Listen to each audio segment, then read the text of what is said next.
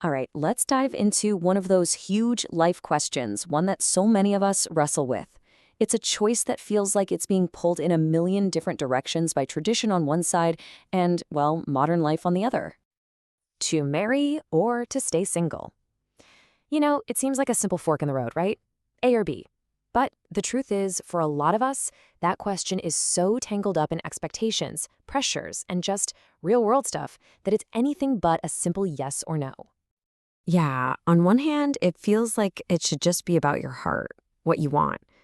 But then you look at the other side, and there's this whole messy reality of your career, money, family, and all of it is yanking on a decision that's supposed to be just about love. And that really brings us to the first big thing we need to talk about, this incredible weight of expectation. I mean, why does a decision that is so deeply personal so often feel like it's up for public debate? This pressure, it doesn't just come from one place. It's more like this chorus of voices.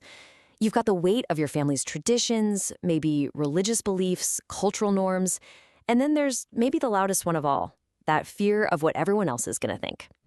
For generations, in so many cultures, this idea has just been drilled into us. Marriage isn't presented as just a choice. It's framed as a fundamental milestone. The natural next step you're supposed to take to have a complete and successful life. And that's exactly where the friction starts. What happens when your own gut feeling doesn't really line up with that pre-written script? What if you decide, you know what, I'm going to stay single, whether that's for right now or for good? Because the second you step off that expected path, oh, the questions start. At first, they're kind of subtle, right? Just little nudges at family gatherings. But pretty soon, those little nudges can start to feel a lot more like accusations. And the unspoken message is loud and clear. Your personal choice is being viewed as some kind of personal flaw. And that's really the heart of it, isn't it? It feels like society has this one-size-fits-all blueprint for happiness, and if you're not following it to the letter, you must be doing something wrong. Okay, so that's the old blueprint, but now let's talk about today's reality, where the actual rules of life, of work, of money, of stability have been completely flipped on their head. And this really gets to the core of the problem. See, in an ideal world, the choice would be so easy. It'd just be a yes or no from the heart.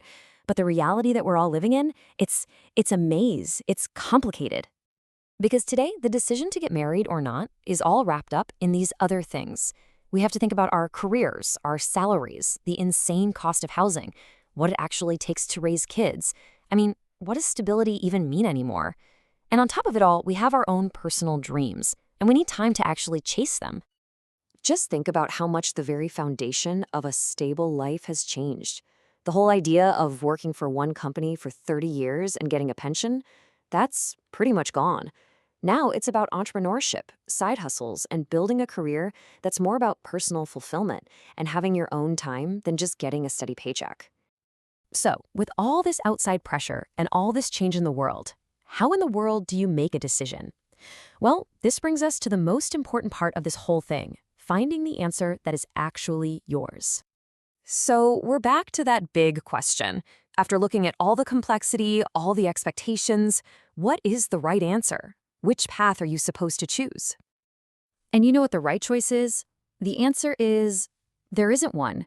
The best option isn't a destination you have to get to. It's more like a compass.